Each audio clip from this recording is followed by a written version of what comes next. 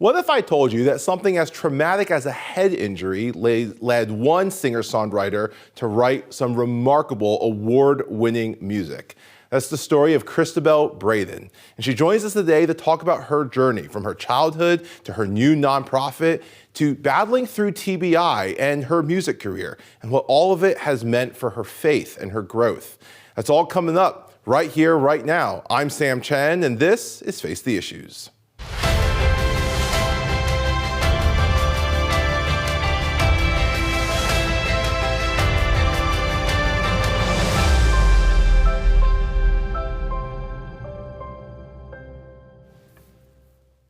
Good evening and welcome to Face the Issues. Millions of people around the world deal with traumatic brain injury, concussions, post-concussive syndrome, and millions of people have very different stories, both in the medical side and their journey through them. We're joined tonight by Christabel Braden, a singer-songwriter, the founder of a new nonprofit organization who's dealt with her fair share of TBIs, and to share with us how that journey has led her to where she is today. Christabel, welcome to Face the Issues. Hi, Sam. Thank you so much for having me. It's an honor to be here. It is our honor to have you here. We have heard so much about you, your music, your journey, and let's get into it with the exciting news that you have a new nonprofit called Hope Survives. And tell us a little bit about what this nonprofit does. Yeah, thank you so much. First of all, I'm so grateful to be here and to get to share about this. It's definitely just been a journey of God's faithfulness. Little by little, a lot of prayer, a lot of seeking wise counsel, and we've now launched a brand new nonprofit called Hope Survives. So this is building on the last 10 years that I've been doing brain injury ministry. And now Hope Survives is a nonprofit organization that exists to pursue wellness, to provide resources, to foster community. And our vision statement says that we want every brain injury survivor and every member of their family to be seen, heard, loved, understood, and to know that they're not alone. So we're really focusing on pursuing wellness, which for us encompasses physical health, mental health, emotional health, and spiritual health. Leading Bible studies, Christian-based support groups, and as far as I know, we're the only Christian-based brain injury organization that's out there. So we're really grateful and excited to be able to encourage people who have felt really alone and isolated. That's super cool. Congratulations on launching this new nonprofit. You said, as you were describing it, you said it's built on 10 years of you doing this kind of work. So let's go back to the very, very beginning, even before your first brain injury. Growing up, tell us a little about your childhood. I mean, you're a singer-songwriter. You've won awards for your music. Was this an integral part of your childhood? Are your parents musicians? What was growing up like? Thank you. That's a good question. My mom always sang to us as a child. She's an amazing singer, and she'll get embarrassed if I say that, but she really is. She sings so well, and she always sang to us as kids. I grew up singing in church choir. I grew up at a church that we had an organ and a choir, and I didn't even know what contemporary worship was until I was later on in my teenage years, because it was just so many hymns, and I just grew up singing hymns, and I grew up singing. Our church had a musical theater program, and so I would sing in that. I really loved musicals. I really loved choir. I always loved to sing. And I was a dancer. I took dance lessons as a child, but I never was really interested in songwriting or anything like that until after the brain injury. So, but as a kid, yes, music was definitely part of our lives. You still love hymns? I do. I do too. I have nothing against contemporary Christian music, but there's just something so profoundly rich musically, but also just theologically about hymns. I love them. Yeah, so, I absolutely agree. Yeah, it's wonderful to meet a young person who grew up with hymns. It's rare, but it's just, it makes me happy. So at what age did you have your first brain injury? Yeah, my first traumatic brain injury happened when I was 14. Okay. Yeah. And can you walk us through what happened? Like, were you playing sports? Was it an accident? Walk us through what happened that caused that. Yeah, so my brain injury journey, as you mentioned in the intro, has really been cumulative of a lot of different brain injuries piled on top of each other. But the first brain injury that was kind of the catalyst into it actually was a church youth group accident. Oh, wow. We were playing a game. I was 14. There are a lot of teenage boys in the room being boisterous. You know, anyone who's ever led a youth group knows what I'm talking about. And we were playing a game, and my head slammed against the concrete wall, bounced off the floor. I lost consciousness. I came back to, and they looked me over and said, like, I was fine. I got sent home with the carpool. There was not a lot of follow-up, and it turns out my brain swelled over the next couple of days. So I got worse and worse, and it was a Sunday night youth group. And by Wednesday, I couldn't walk straight. I had blurry vision. I couldn't hold conversations. I had to relearn how to get dressed, how to take a shower. My right side of my body atrophied, and I lost a lot of my like reflex movements on my right side. And the original diagnosis was mild traumatic brain injury. Well, originally they said concussion, you'll be fine, just rest and do nothing, which now the research has shown that that's the worst thing you can do for a concussion, but the research wasn't where it is today.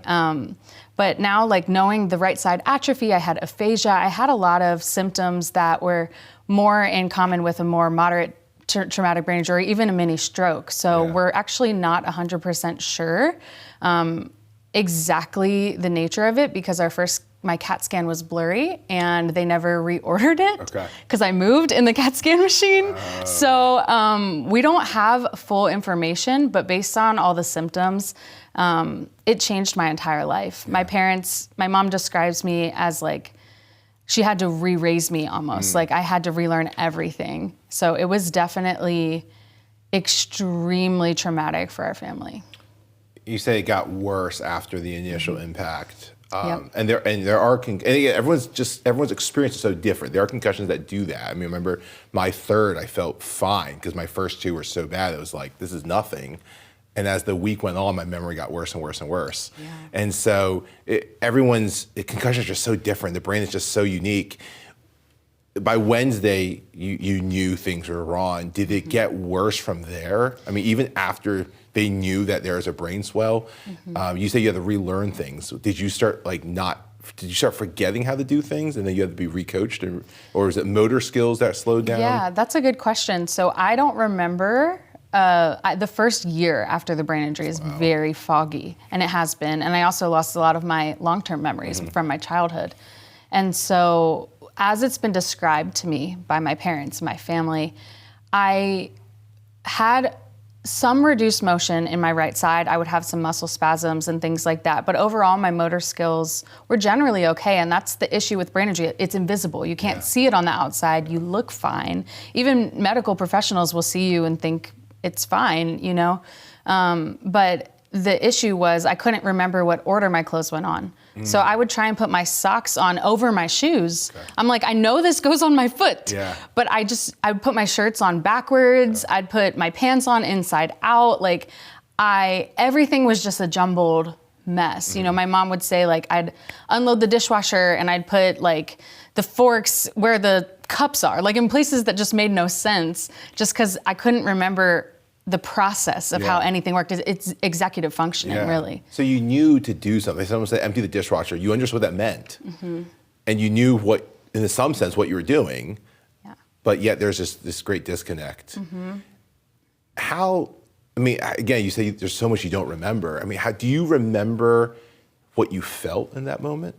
Or as this was unfolding? So, I mean, I might not remember what I felt in that exact moment, but I do remember in the first couple years, because it took years. This was not like a couple months. This has been a very long process. And I remember feeling very, I hate to use the word stupid, but that's how I felt. And I had a lot of negative self-talk in my mind. And I would feel like I knew I was doing something wrong, but I didn't know how to fix it. I didn't know what was right. I just felt off all the time. And my vestibular system was very off. I had a lot of vestibular dysfunction, so I kept falling and hitting my head over and over again, creating more injuries. And I had frontal lobe damage, and so my emotions were all over the place. And so it was a big confusing fog.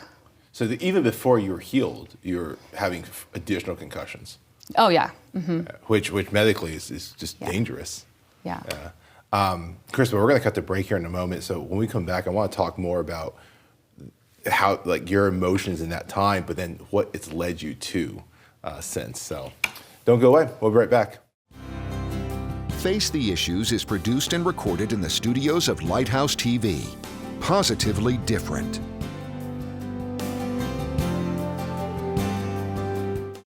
Welcome back to Face the Issues. Christabel, thank you again for joining us. Thank you again for having me. Yeah. Let's pick up where we left off. You're talking about that first injury, and then it led to so many more because your vestibular system had been damaged. That controls balance. It controls all these different things that we take for granted when they're working. And then when they break, we realize, oh my goodness, there's so much that our bodies are doing that we were unaware of. You talked about this idea of, you said you didn't want to use the word, but you said you felt stupid. And I'm glad you named it because I think a lot of TBI patients feel that way. And it's a weird wrestle because inside they know they're not, or they know they at least used to not be. Yeah. And I do think stupid's the word. I think it's not that they're stupid, I think they feel that they are. What did you do with that feeling? I mean, obviously, some people go to really dark places, understandably. Like, what did you do with that feeling? Yeah, I'd love to share more. Before that, I just want to explore a little bit more about that feeling. I feel as though when people get a brain injury, it's not that your intelligence changes, it's that the way that you interact with the world, the way I always say it is the filters going in and the filters going out are not working right. So it's I would struggle with my filters going out where like I would, say things I didn't want to say and I would just start crying for no reason. I would just be like this ball of uncontrolled everything. I feel like I'm always doing everything wrong. But then coming in, it's like lights, noise, every single thing is overwhelming. And then when people speak, by the time they get to the next sentence, it's like, I didn't remember what they had said before, so it affects your relationship. So like every aspect of life starts to just feel like it's unraveling from the inside out.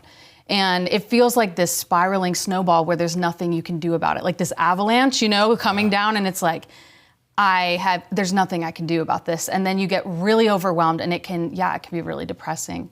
And so, I definitely struggled with depression, and I have to say, literally, it was Jesus Christ. Like the only reason I am sitting here right now is the Lord. And I came to know Christ as my Lord and Savior when I was 11. Okay.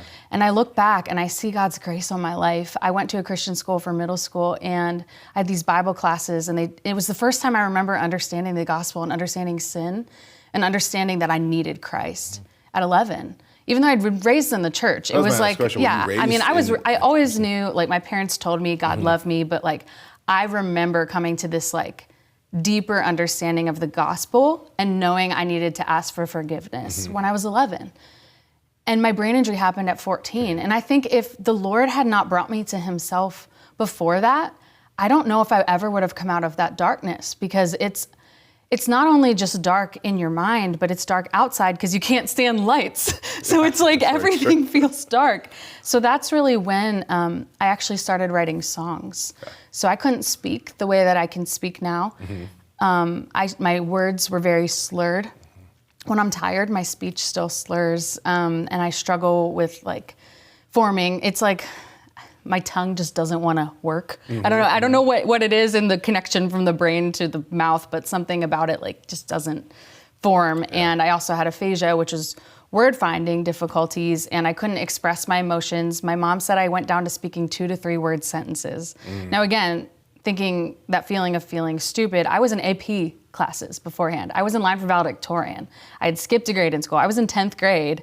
I was doing pre-calculus, and then I couldn't do simple addition. So like I felt like I was failing all the time. So that's when I really started writing songs. I started singing, and for some reason my speech wouldn't slur when I sang, and I could write lyrics that rhymed and were deep and made sense, but I couldn't express that in a conversation. In a regular speech. Yeah, it only happened through writing these songs. Yeah. And what I know now is like, I believe it was just the Holy Spirit like singing into me, it's that verse in Zephaniah, it says the Lord sings over you. I really feel like God was with me in that darkness. And my right side, I'm right-handed, but my motor skills were gone. And my mom describes coming in my room and finding me like painstakingly copying Bible verses with like, my handwriting looked like a third grader. But I'm like painstakingly copying Bible verses onto index cards and taping them on the walls. Of course, her first thought was like, you shouldn't be putting Scotch tape on the walls. Like, it's gonna damage the paint. But then she's like, it doesn't matter. Yeah. But again, those little things that I was taught before that I like didn't remember. But I covered all my walls with index cards of these like third grade handwriting Bible verses. And I just started singing psalms, and I started just singing to the Lord. And that's really how I started writing music and how he brought me out of that darkness. Do you remember when or how you discovered that you could sing when you were struggling to speak? Like, do you remember that moment where it was like, hey, wait a minute, I can sing this, but I can't speak it for some reason? You know, I actually don't. I don't remember like the first moment or anything like that, but what I do remember is the process of realizing that even though I might struggle with reading, my eyes didn't work together right. And much later, I realized I got vision therapy and all that. But at the time, I went from reading nonstop to struggling with reading, struggling with comprehension. I do remember realizing, for some reason, I could write songs and I could write rhymes and I could write melodies, and I felt alive and I felt joy and I felt free that I didn't feel in any other aspect of my life. Let me ask you this. You talked about coming to faith 3 years before this. Did this whole journey, did at any point did you feel angry or frustrated with God? Did you feel like, hey, I 3 years is kind of still in that phase of like, oh my goodness, I'm loving this. I'm with these great people in church, and like, was there any disconnect of why would this happen, or maybe it's both, but did it drive you further into your faith? Yeah, that's a good question. Now, interestingly, I was only 14 when it happened, so I was really still developing my faith in my life. It was not at the beginning. Where that hit was like 10 years later when I was having more brain injuries and setbacks. That's when I got frustrated. That's when I felt scared, because I would walk around in fear that I was gonna fall. I was in constant fear of getting another injury. I was in constant fear, and I felt like, I kept feeling like as soon as I started to get a handle on the brain injury symptoms, I'd have another setback. And it was the setbacks that really were challenging in my faith. And the Lord just kept showing his faithfulness, kept showing his love. We talked about hymns earlier. Great is thy faithfulness, one of my favorite hymns, right? And in Great is thy faithfulness, it says strength for today and bright hope for tomorrow.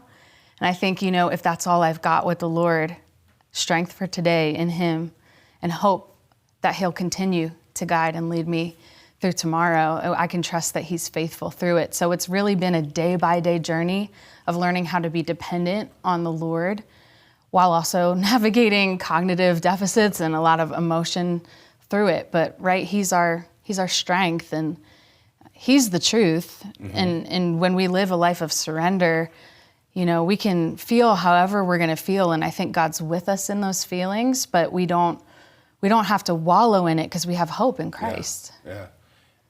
On good days, right? We always talk about a win. If you're living day by day, like good days, I'll take this win today. How did you get through the bad days? Yeah. There were some very, very dark times, and sometimes it would be, I'd have to lay in a dark room because my head hurt so bad and I just couldn't function. And I would just pray, sing to the Lord. I would recite Psalm 23 to myself over and over in my head, and I would sing Amazing Grace and just trust him. And then sometimes I didn't handle it well, and I would just let myself wallow. But as soon as I would pick up my guitar or go to a piano, and I could write those negative emotions into a song, and it would lead me out of it into some hope. And so it's up and down. I mean, every day is going to look a little different, but learning to trust him through those ups and downs. Let me ask about your music. It comes from this, right? So you said it just kind of pours out from all of this as you're journeying through this. When did you decide to share that music with the rest of the world? Yeah, that's a good question. I kind of joke that I think God decided it for me because I never really sought out a music career or to be a singer-songwriter. I just started sharing my songs when I was about 16, 17. And pretty early on. Yeah. Like a year or two in. Yeah, I was just started to like sing. I told my mom I wanted to sing somewhere, and a local Christian bookstore said, yeah, she can come sing her songs as the opener of the opener for this event we're doing.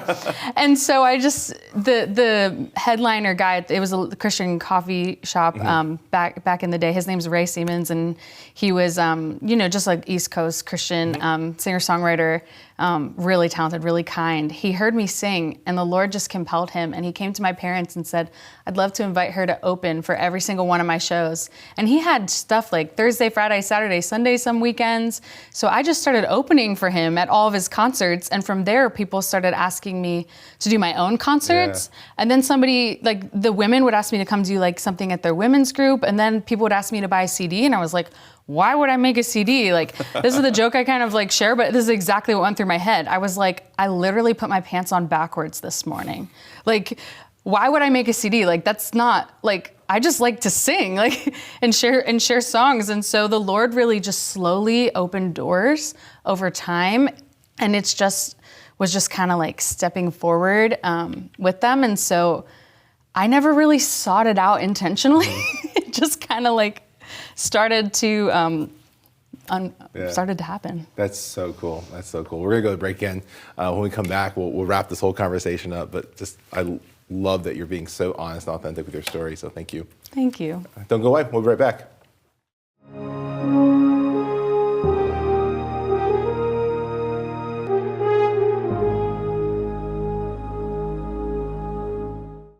Welcome back to Face the Issues. Christabel, one of the things that you're doing now with your nonprofit and your ministry is you're doing Bible studies specifically with people who've had traumatic brain injuries. You have your master's degree in theology from Liberty University, but that wasn't always the future, right? I mean, talk to us a little bit about that part of the journey. Yeah, so when I first got my brain injury, it took a while for us to find the right treatment and the right care, and I eventually ended up at CHOP, and they told my parents I probably wouldn't finish high school. Like, that was the level of deficits that was happening then. And by God's grace, like, what we know now is like the brain has neuroplasticity, which is the ability to heal and rewire, and like God created our brains for that. And also music is so healing to the brain. It's the only thing that lights up every area of your brain at once. So it's like so... the Lord just really used a lot of that in healing. And so, yeah, I did go on to do my undergraduate degree at Lebanon Valley College. And great school. I double majored in music and in the religion program. And then I got my master's degree in theology. And my heart is to create Bible study curriculum for brain injury survivors, because I know what it's like to go through that. And it feels like a calling. How do you describe a calling, right? It's something like deep inside that I just feel the Holy Spirit is just guiding for. And so a couple years back, I started a group called Brain Injury Bible Study Online. And we've been doing Bible studies with brain injury survivors. And one of the things we're doing through the new nonprofit, Hope Survives, is continuing those studies and giving people a space to process their brain injuries through the Word and with the Lord. Yeah, I love that. I love that TBI is something that's so painful. I mean, physically, but also emotionally and spiritually. And you've taken it and just translated something that's so ecstatically beautiful. And I absolutely love that. And I love how you've let the Spirit work through that. So thank you for doing that. Let's go through some fun, rapid fire, quick questions. These are fun. You're saying quick, and I've got a TBI, so we'll see how quick I can be. As a singer-songwriter, is there another artist that you love, that you either look up to, or you love their music, or they inspire you? Yeah, I actually love Laura Story. Okay. I had the chance to be mentored through her through a group called Worship Circle that I'm a part of. But Laura's husband has a traumatic brain injury. Wow. You know her song Blessings? She wrote that about her husband's brain injury. And I didn't know this, but years ago when her song Blessings came out, it helped me through my brain injury so much. And then when I got to meet her and talk to her, she's like, yeah, I actually wrote that about my husband's brain injury. And I didn't even know it was written about a brain injury then. So I love Laura Story. I think she's incredible. obviously with any artist, there is music that, like when you have albums out, right? There's some songs that just do better than others. Is there a song that is done really well that you're like, oh, that wasn't my favorite on the CD? Or one that was your favorite and you're like, why isn't this one doing better? That's so funny. You know, I don't know how I measure how they do. I mean, to me, it's just like, if any of my songs can touch someone's heart, that's what matters to me. But my song, Hope Survives, actually wrote 10 years ago this month, and that became the name of our nonprofit that's launching this year. And so that song's resonated with more people than I expected. And I wrote it for the brain injury community, but I've heard from people, no matter what they're going through in all kinds of circumstances, that the song has encouraged them, and that's just like super humbling to hear. You do touring, you do a lot of speaking. Is there a favorite city you have that you've been to? I mean, I record my music in Nashville. I love Nashville. How can you not? I do, I love Nashville. I have a great studio down there. Stephen Lauke is my producer who's done my last albums, and I like the energy of Nashville. All right, last one in this set part. When the plane lands, right, you're traveling somewhere and the airplane lands, there's two kinds of people. There's the kind that the moment the seatbelt sign goes up, they're in the aisle, and there's the other kind that's just gonna wait for everyone to kind of get off first. Which one are you? I'm definitely wait, because I've hit my head on those overhead bins in the past, and I'm very cautious of not wanting to hit my head, so I wait till there's clear space. Yeah, love it. So, all right, final question then. As you think about your story, you think about your career, and what you're doing ahead, what is a moment, either in or outside of your career, that has brought you the most joy?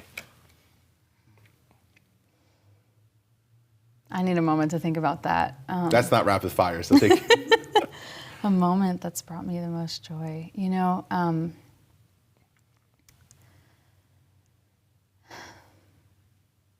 just this last week, as we've been working on the nonprofit, we've been having Zoom calls with our volunteers, and we started a prayer team.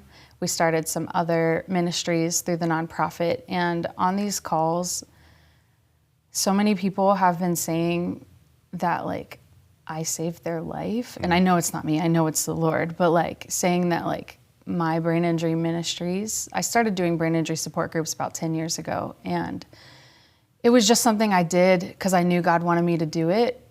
I never thought we'd ever be where we are today with the nonprofit, but hearing that, I think I'm gonna cry a little bit, but just like hearing that, like, by me sharing about my brain injury, it's helped other people to keep going and to like get faith in the Lord and know that they're not alone. And in very profound ways, it's had a very, very deep impact on me, and I don't take it lightly. In my prayers, I'll steward well whatever God puts in front of me, and I know He loves every single one of His children, and I just pray that I can shine His light, because it can feel really dark. That's beautiful. I love that. Christabel, thank you so much for joining us, but for all that you're doing and for the way you've let your story, as painful as parts have been, to really be a tool for change in this world and for God's kingdom. Thank you. Thank you. Yeah. Thank you for the kind words and for having me here today. Our pleasure.